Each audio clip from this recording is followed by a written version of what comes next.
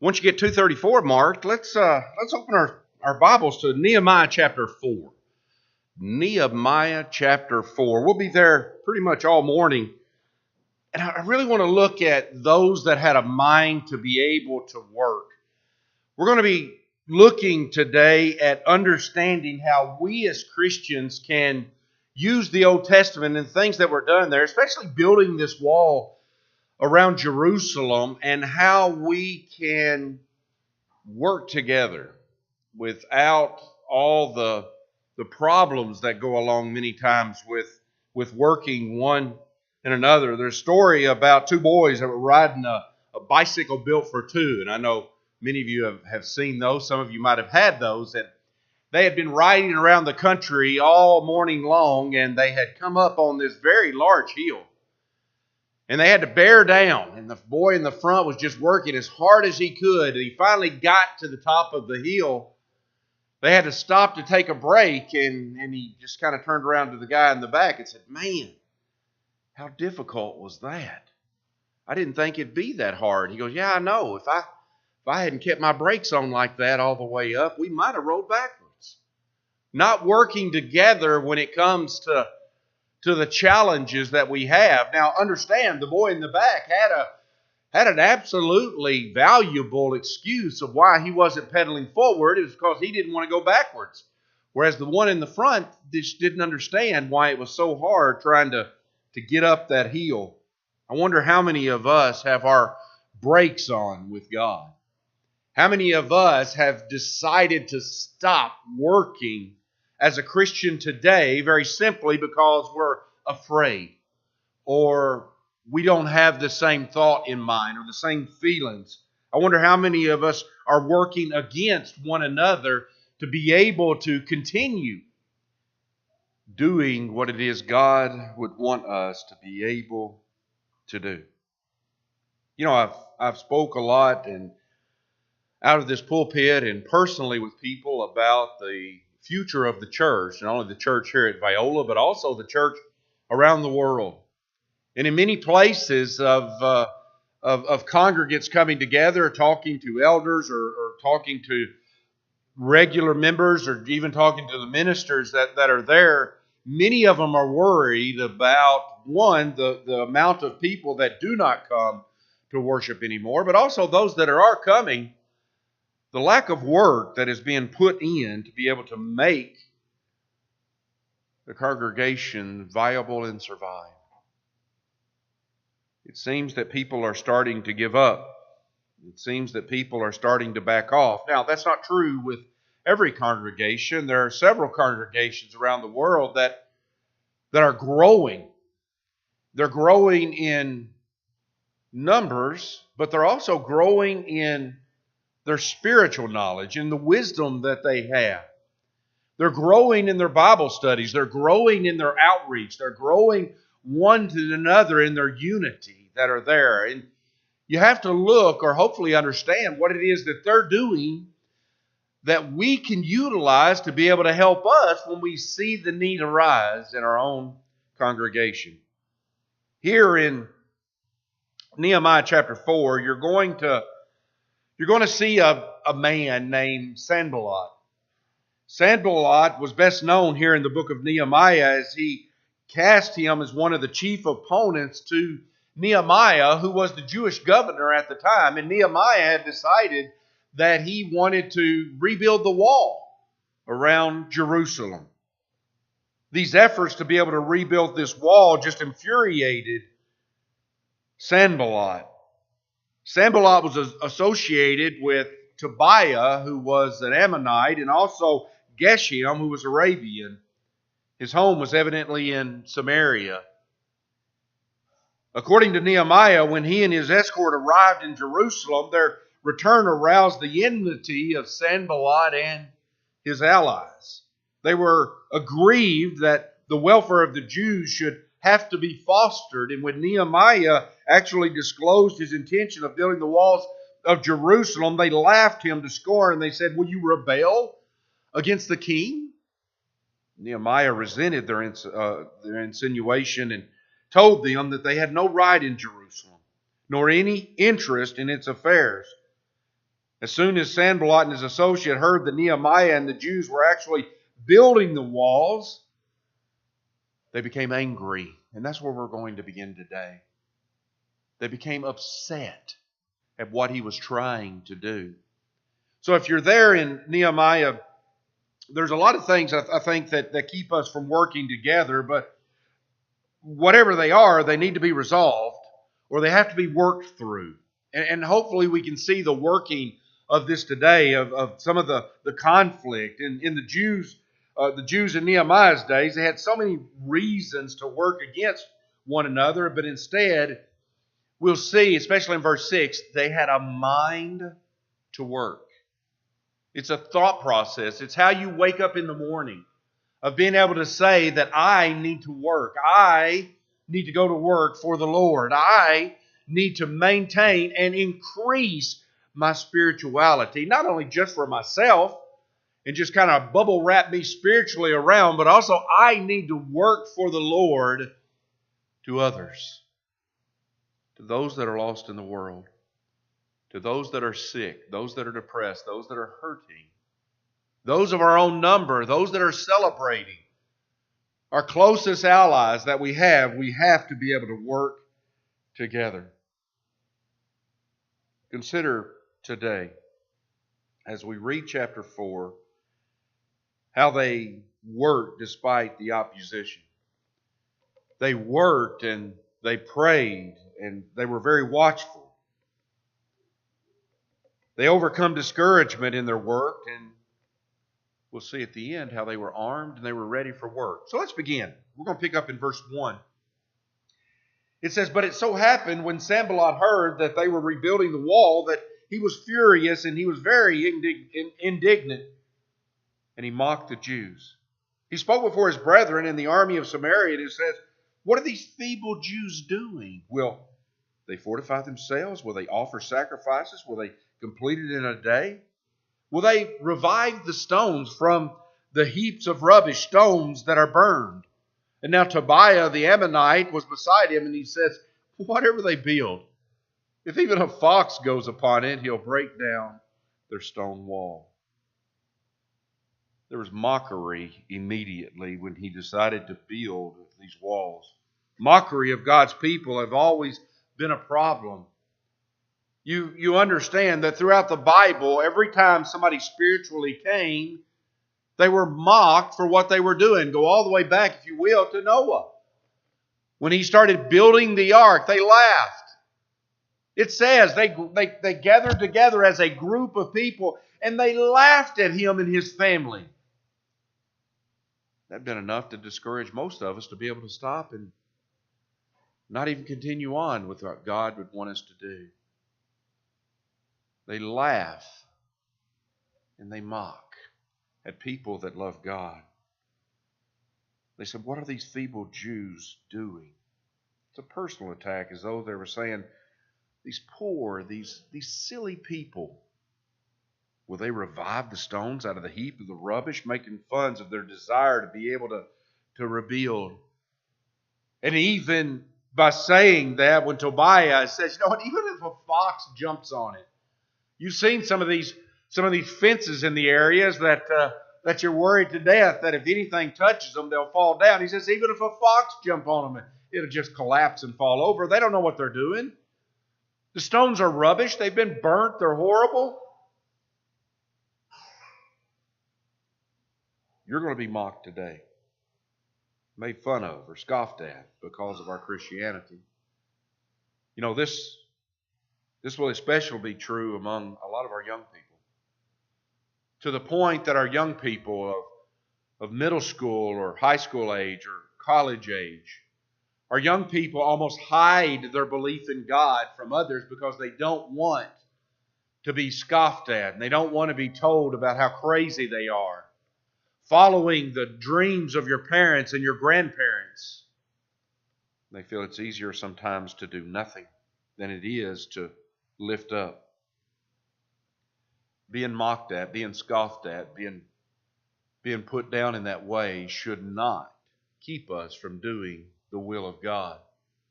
In fact, if you will go on, let's look at a conspiracy that builds up.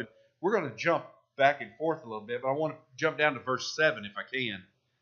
In 7 and 8 it says, Now it happened when Sanballat, Tobiah, and the Arabs, the Ammonites, and the Ashdodites heard that the walls of Jerusalem were being restored and the gaps were beginning to be closed, they became very angry.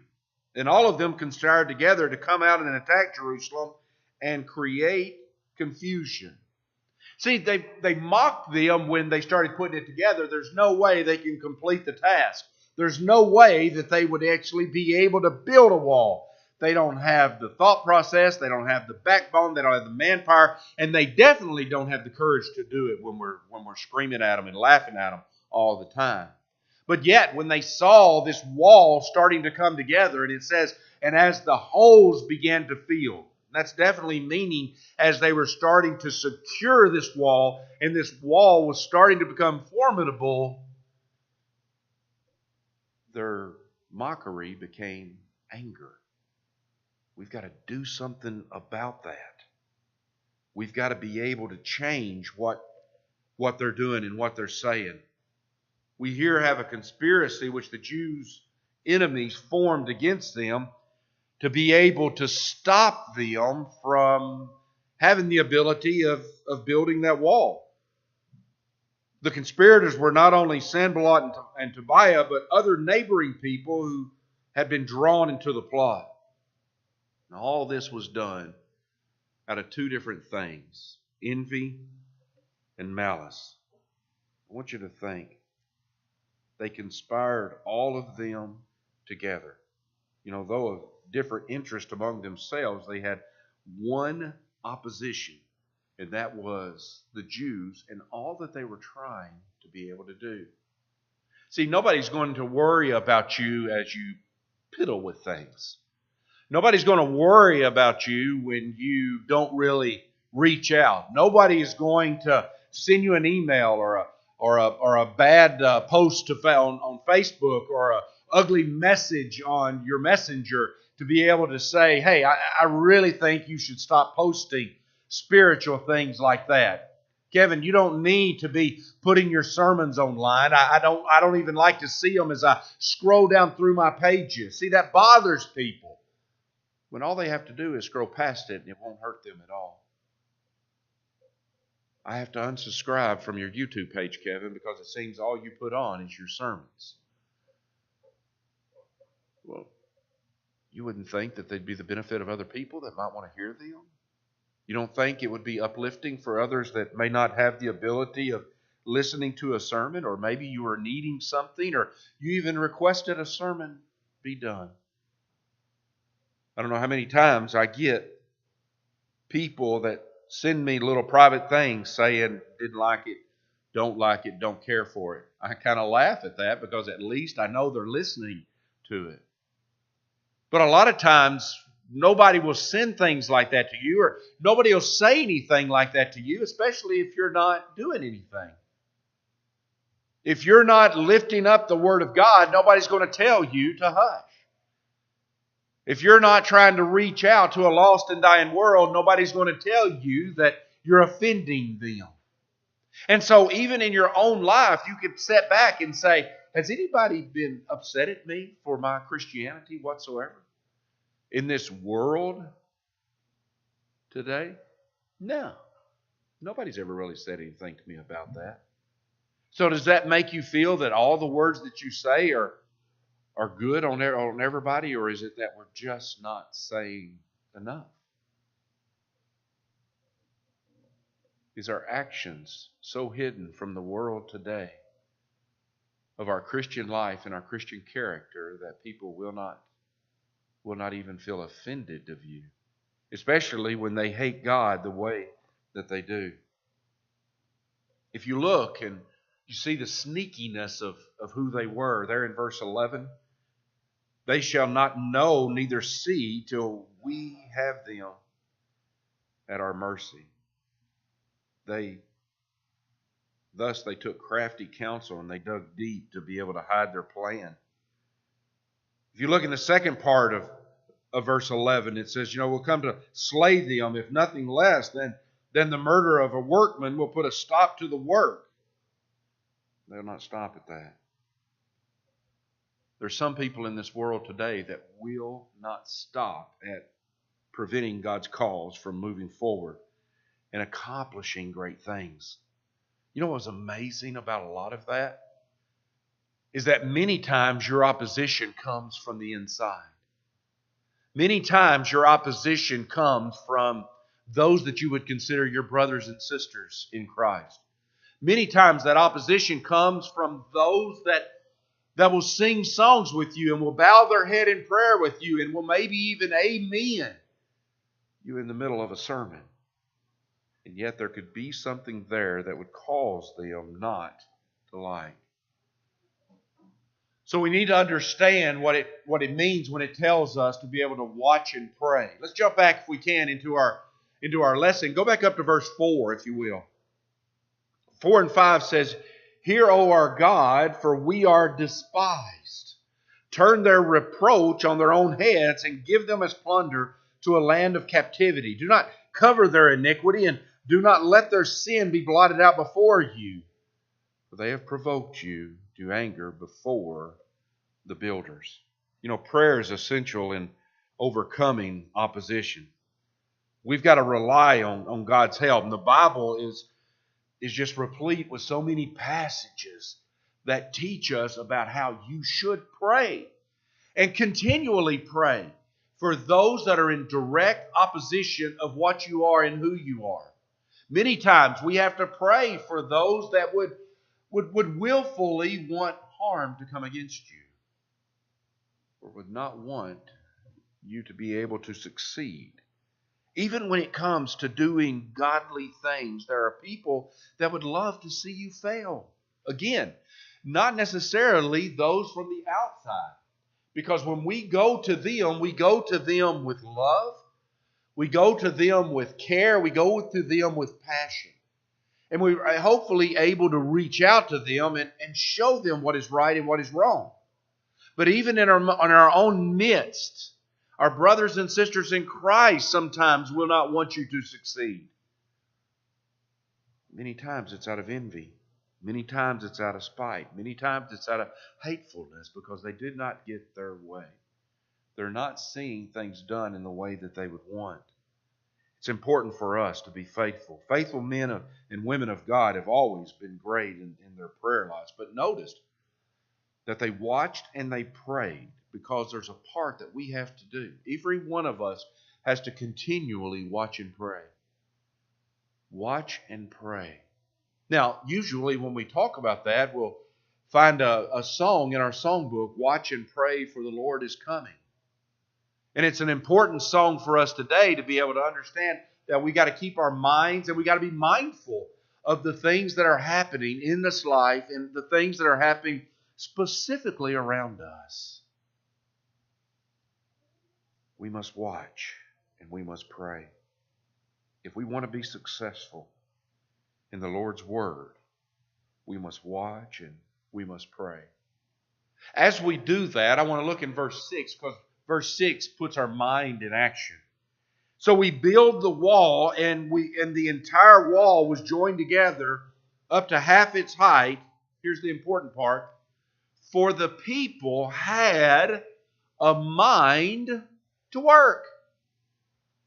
It says very simply, the people had the mind to be able to work. So when we decide that we're going to do something, and if you look in this instance here, they said we're going to build on this wall. We're going to work on this wall.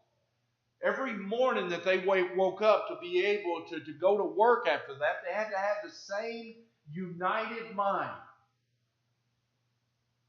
We need to build that wall. We need to keep moving forward. We need to keep moving forward in who we are and what we are and what we're doing. We've got to have our minds united. How about it? As Christians today, we need to be united for the cause and have the ability of saying, my mind needs to get to work. My mind needs to be prepared and ready to be able to work in unity. How about if one says, I'll just build my own wall? Well, you're building a wall. Well, I'm building my own wall. You are. But we need that wall to be united. We need that wall to be together. As you're building your wall, and we're going to say we're going to build our wall around our city, as they were doing it. And you decide to build a wall, and you're going to build a wall straight down the middle of the city. And some would come up and say, but that's not really the way that we were going with that. Don't tell me how I'm doing it. You know, it says build a wall. I'm building a wall. But yet we're building a wall with a purpose. We're building a wall for a reason. And you're building a wall to be by yourself. Does that make sense? So as united brothers and sisters in Christ, we need to build this spiritual outreach together. We need to work towards a common goal. We need to do it together, lifting one another up, helping one another.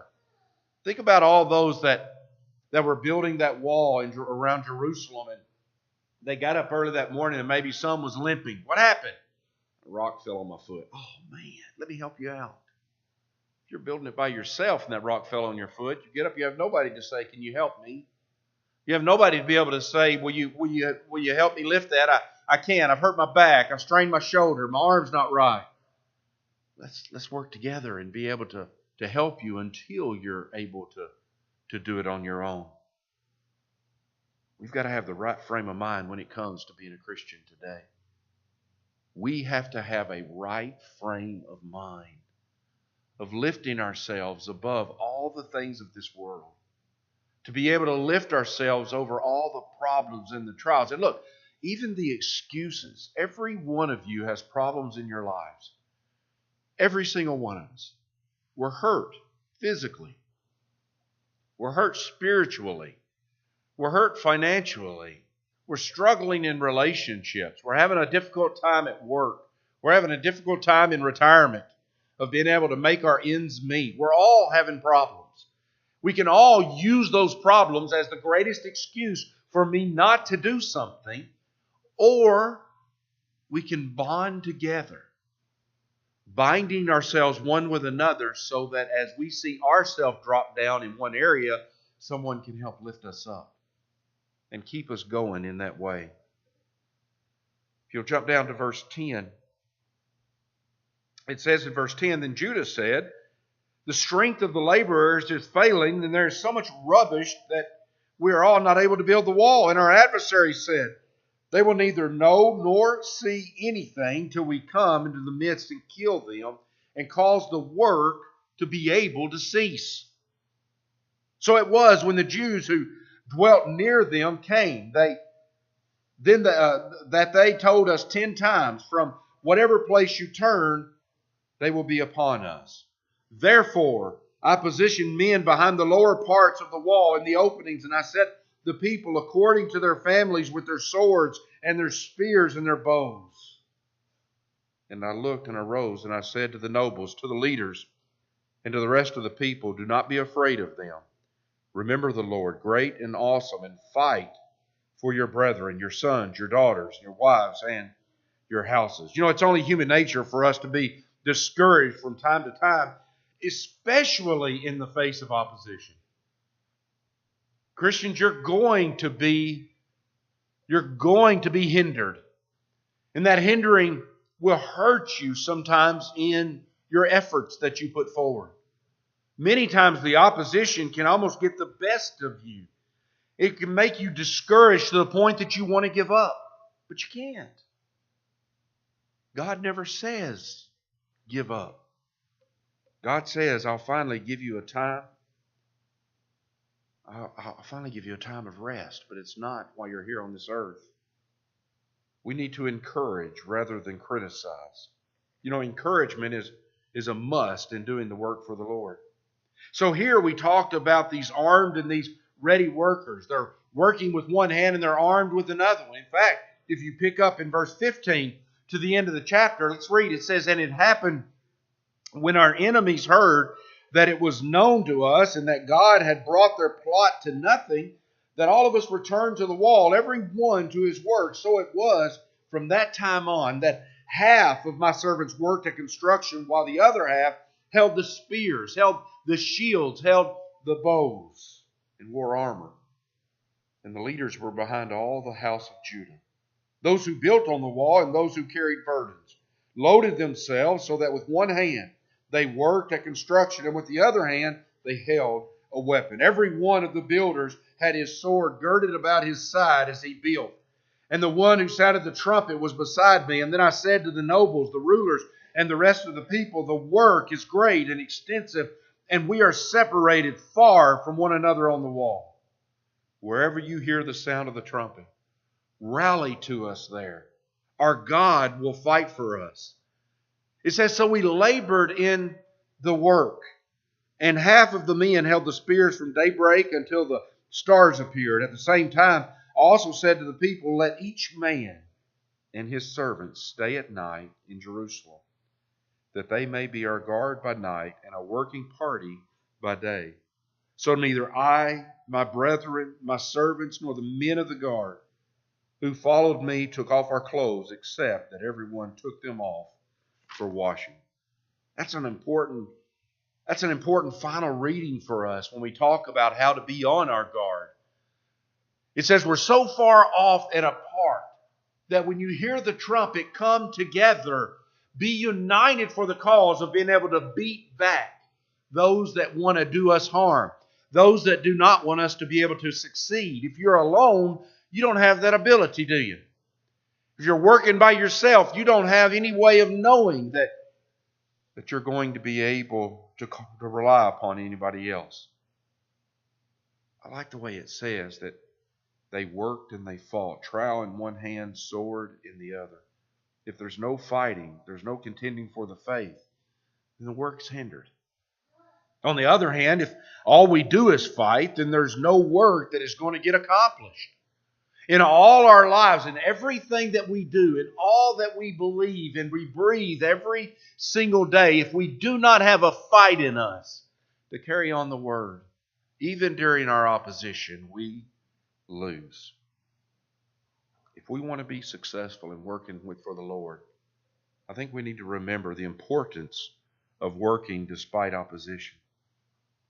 I think we need to learn to even work more with prayer and being watchful for those that would want to see us fail. To have a mind to be able to work, to be ready to be an encourager as we work, and to be armed and ready for work and battle. You know, just a small little story about a governor that wanted to build a wall around Jerusalem, who wanted to rebuild something that he thought was important to them, to want to be able to put something in motion again. The opportunity for us to be able to even think about working in the spiritual realm today causes us to understand that opposition from outside and from within is going to try to hinder us, but we've got to overcome that. We've got to be able to help one another. But if we become stagnant in our outreach, you're going to see things that will immediately happen. Our numbers are going to fail, and they have. You're going to see people start going, oh, poor church. What has happened to your poor congregation? So many few people are coming.